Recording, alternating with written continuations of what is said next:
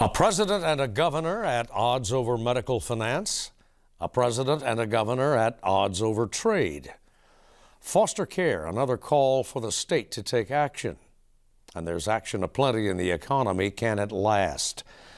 Arkansas Week is next. Arkansas Week is made possible in part by the Arkansas Times, keeping you informed by covering people, events, and politics in Arkansas. By FM 89, KUAR in Little Rock, with in-depth news reporting, analysis, and discussion each weekday.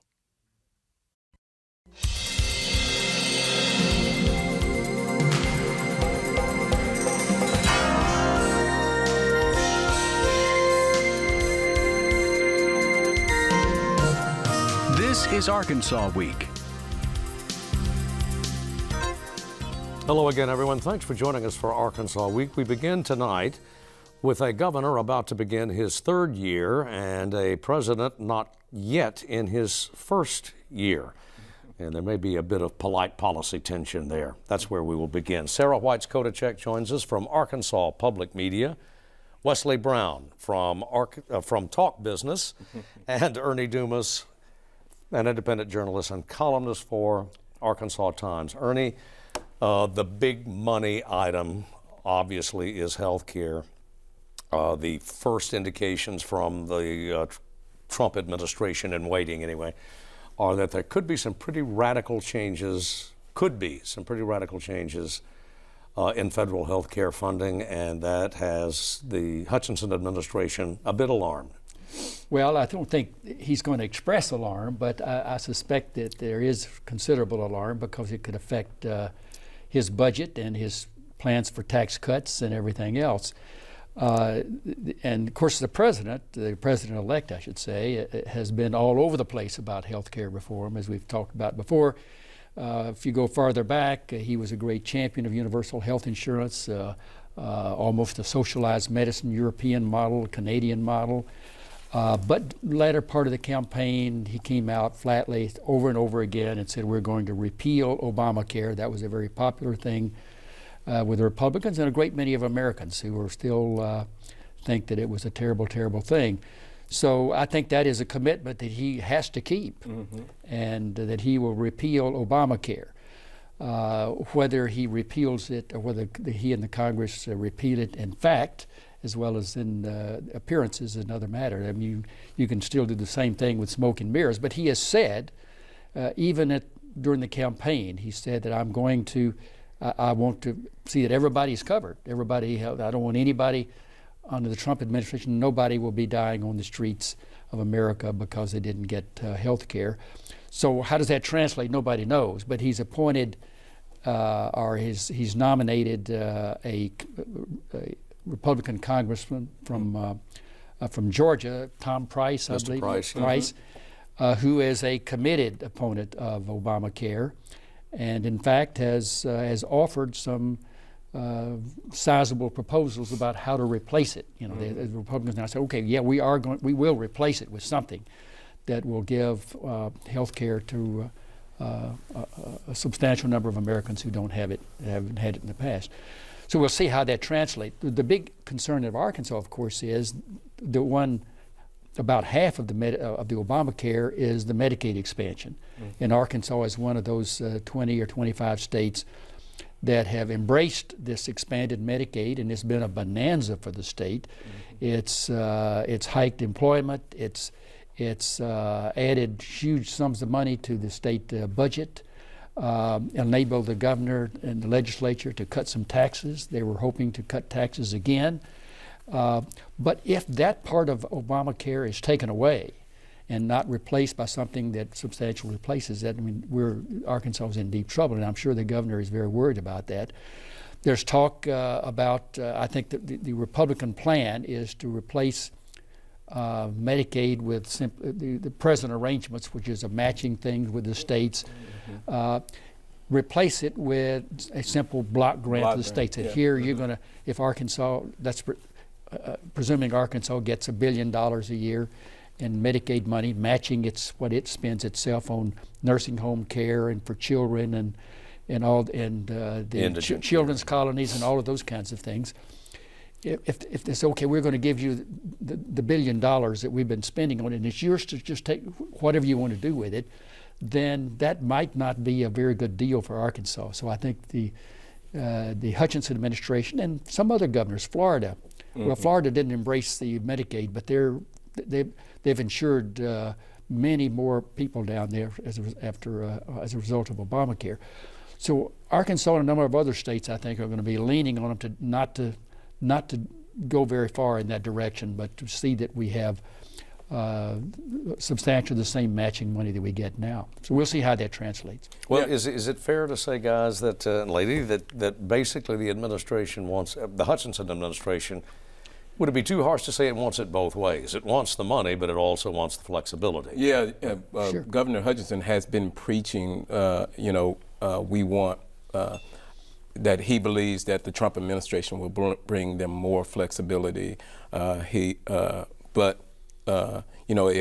If you go with what Tom Price is proposing, I mean, looks like a complete overhaul. So and when if Congress decides to overhaul it, then you really don't know where it's going to start or where it's going to end.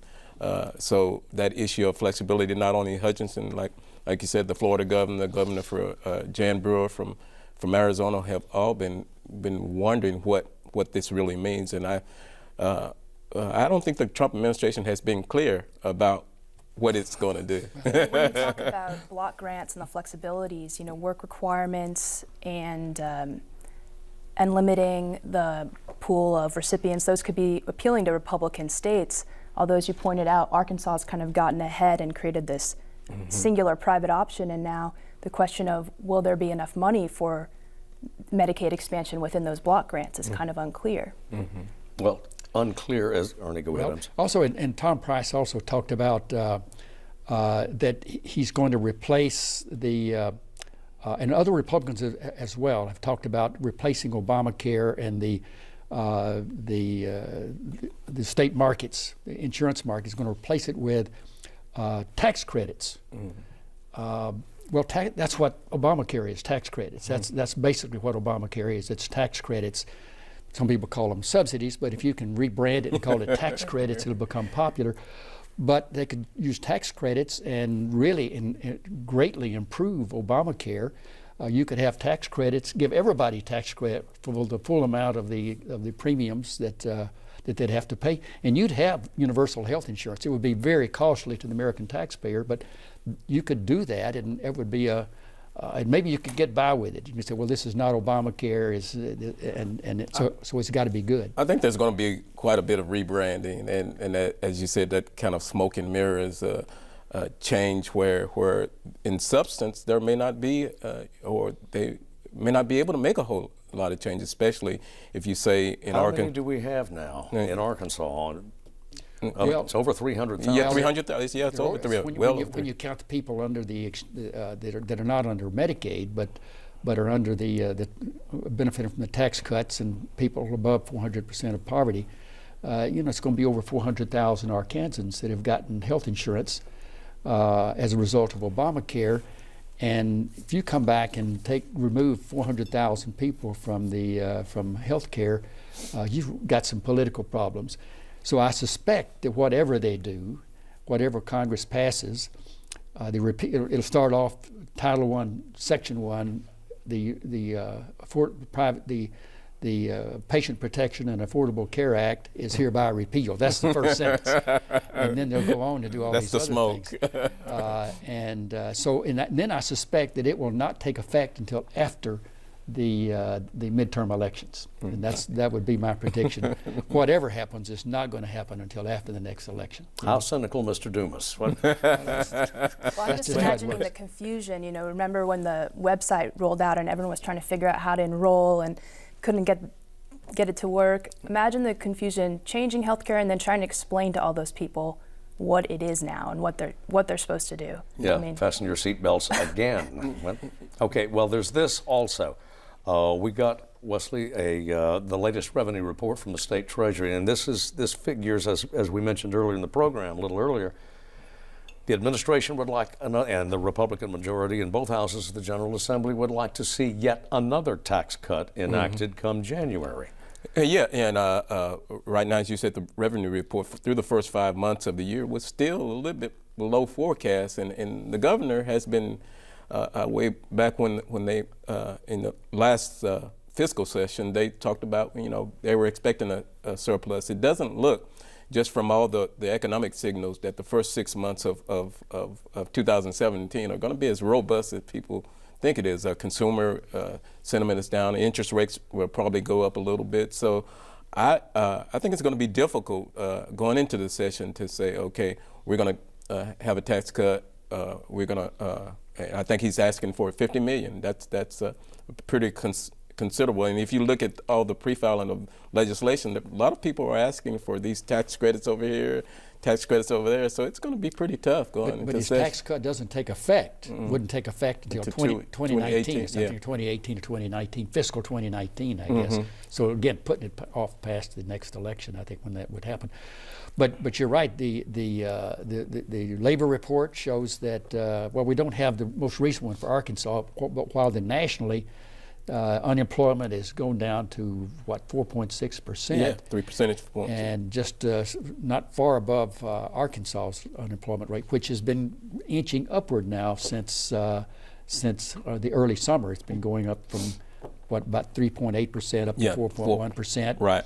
Employment has been gradually going down. Unemployment, the number of unemployed people gradually going up. The exact opposite of what is happening nationally. So that's got to be some concern. But again, there's going to be some new jobs at the steel mill when it starts ginning up. Well, if you want the raw numbers, DFNA issued them Friday morning. Gross general to date down almost 1%, or almost 0.8%, almost 1% under forecast. Year-to-date sales tax 4% under forecast. Yeah, and that's the baseline number that everybody looks at, the sales and use tax, and that's the general barometer of how consumers are feeling, how much sales retailers are getting, and through the fiscal 2017, which began July 1st. Those numbers haven't been so good. They've been up and down, but they haven't been as robust as expected. And I think last week the Atlanta Fed had said that in the fourth quarter of 2000, that the GDP is going to, they lowered the forecast from 3.6% to 2.4%. So we're not expecting much growth over the next quarter and then into 2017. So it's going to be tough. Well, one avenue of growth that Mr. Hutchinson and previous governors have hoped for is in exports, particularly, manufacturing, but especially farm exports as well. Mr. Hutchinson himself has been, since taking office, has been to China, twice? Mm-hmm. Right. And only a couple of months ago was in Cuba, which had a change of leadership now, and we'll get to that. This past week, Tony Brooks of AETN had a quick conversation with Mr. Hutchinson on the trade matter, and let's have a look at that. It's a market of 11 million people in Cuba. They need our poultry, they need our rice, and right now they're buying those products from Brazil, from Thailand, Vietnam, but we're not able to market very effectively because we can't extend credit terms to them, so we can't compete. And we want to be able to open that up for our Arkansas agriculture. It's a great market for us. We produce, and hopefully we can continue to open up the door of opportunity for Arkansas agriculture in Cuba. We have a better quality product. We have logistics opportunities because it is closer, and so it's just ready-made for us. And in fact, it shows the difference a governor can make. After I made the case to them at the highest levels in Cuba, when I returned within a week, they placed an order of 4,500 tons of Arkansas poultry. So we did make a sale, but there's a lot more that can be done there. And it's really a different time now that Fidel Castro has passed away. It's a different dynamic. There's more opportunity, but there's also a higher level of expectation on the United States part that they change. And so I think this is a very critical time in our relationship with them. Hopefully we'll be able to capitalize on this to open more doors for our market products, but it's really dependent upon Cuba changing their repression and opening up their opportunity for freedom. Tony's interview with Mr. Hutchinson can be seen in its entirety, by the way, on January 29th, 1 o'clock, Agra, Arkansas. Mr. Fidel Castro, anyway, passed away, I think, on a Friday night, died on a Friday night, 4 days before Mr. Hutchinson was supposed to speak, and did speak to the Arkansas Farm Bureau, Wesley, and basically he said, oh, the president-elect doesn't really mean it. Yeah, the problem, Trump, as they call it, détente. He wants to go back to détente, a situation where we treat Cuba as we have through the entirety of the embargo, going back to several decades, and under Obama, and which Hutchinson has quietly supported many of the open trade views that Obama has supported, and so there is a big gap of concern. Some of our congressional officials also support those. 5 of 6 support opening trade, and it, as the governor said, it would be a boon for Arkansas agri products, poultry products, which are and I think our people like Tyson Foods and some of our rice farmers are ready to open up those markets, but it's going to be difficult especially with the stance that our President-elect Trump has been taking on very hard right stance to actually go back. It seems like to a way where we treated Cuba as our kind of like a small communist country and just treated like a small Russia. Trump called Governor Hutchinson the other day, and I don't know how long that conversation was, but I would love to have a transcript of that conversation, because apparently he at least suggested to the president-elect that we really look forward to having a good relationship, economic relationship with Cuba, because Arkansas is depending upon exporting a lot of rice and poultry to Cuba to replace Vietnam and Brazil or whoever. And so this is important to Arkansas, and I don't know how strongly he pressed that point on Trump, who had implied a couple of weeks ago that he might just undo everything Obama did and go back to the good old days when we were pressing Cuba from every standpoint. But early in the campaign, you remember, he had just the opposite. He was talking in the Republican primaries. He was saying, well, I'm open to the idea of just opening Cuba up to everything. We'll just undo everything that had been done. And now at the end of the campaign, he's doing the opposite. So who knows what will transpire? But he's open. Well, a transcript did come out of Pakistan this week, giving us a little sense of how President-elect will handle foreign relations, and he had previously been very critical of Pakistanis, and he had a glowing conversation with the leadership there. So, who knows? He's having a glowing conversation with every foreign person he talks to.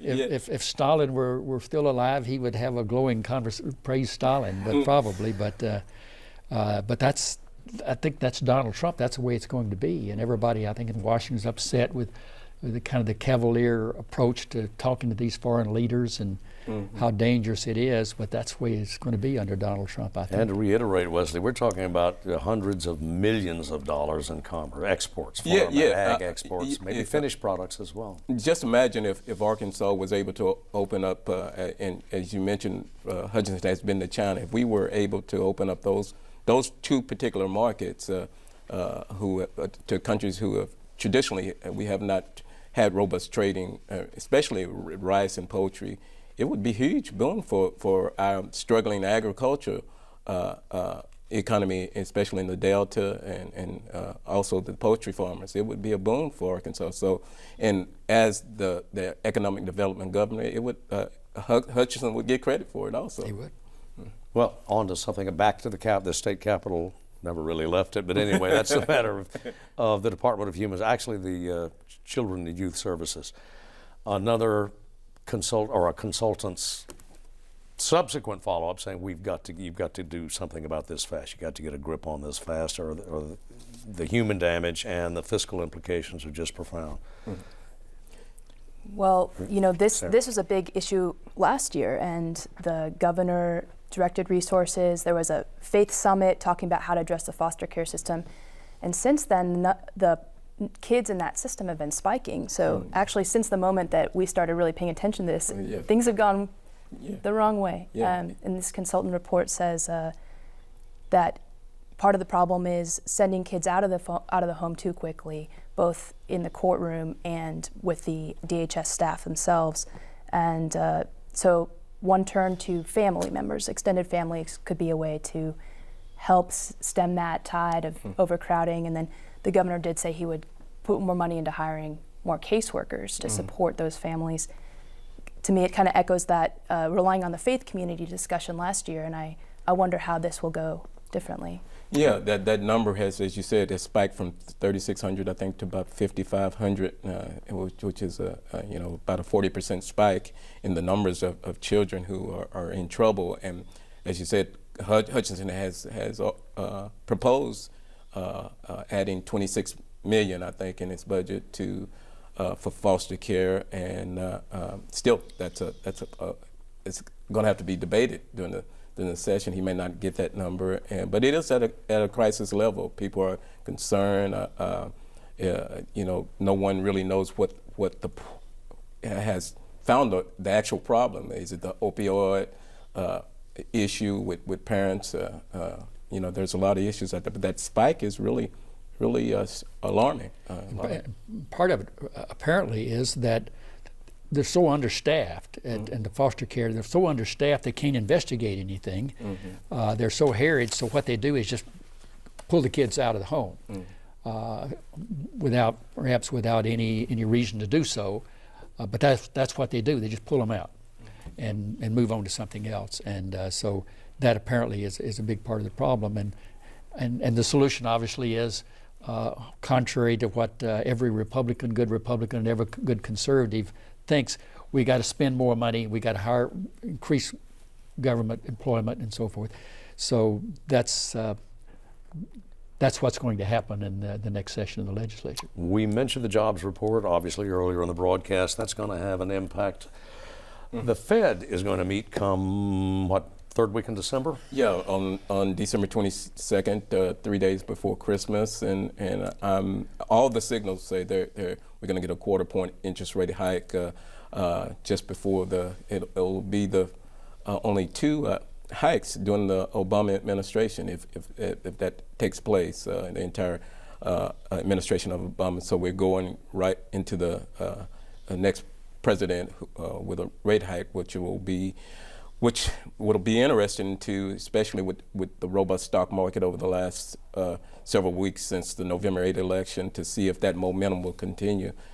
Interest rate hikes after a long period of time, tend to slow down things. So it's going to be, as we talked about on the revenue side, if especially on the national and state level, we're expecting more revenue to pay for all of these things that all these changes, such as healthcare, even transportation, and if the money's not coming in, as consumers are keeping that money in their pocket, I'll ask Ernie, how are we going to pay for it? Well, debt. We have the new president who says he was the king of debt, and he's not worried about deficit spending and increasing the national debt, because that's what he did in the private business and succeeded at it, and that's what he will do nationally as well. Now, the state can't do that, obviously. The state of Arkansas can't borrow money quite so easily as the We're watching energy prices carefully. Yeah, energy prices are above 50. The OPEC has agreed to cut production so as to try and push that crude oil price up above. As we speak, it's above $50 right now, and which is about a 6% jump for the week, which is pretty good. And if they do that production cut at the beginning of January, we may see in the first quarter of of the year, see that price go up to about $60 or $70. And if that happens, then consumers are going to spend less again. Yeah, well, that was kind of, can we look around the corner and see what's in the near term is in the next couple of quarters, what business and consumers are going to have to pay at the pump? Yeah, it's right now we're paying about $2 a gallon, so that means if it goes up $60 or 70 crude oil, that means it'll go up to around $3 a gallon, and if it gets higher than that, as we saw with the $100 when it's $100 a barrel, then we'll be paying $4 for a gallon of gasoline, which has a broad effect on how people spend money. Well, would this necessarily tie to natural gas prices? We got winter months. Yeah, usually crude oil and natural gas prices have gone up on the same kind of arrow, but lately natural gas prices have been slowly rising a lot, and natural gas prices are going to be up this winter too. So we're going to see higher. We're going to be paying higher winter bills this winter too. We got to end it there because we're out of time. Everyone, thanks to you for coming in. As always, thanks to you for watching, and we'll see you next week.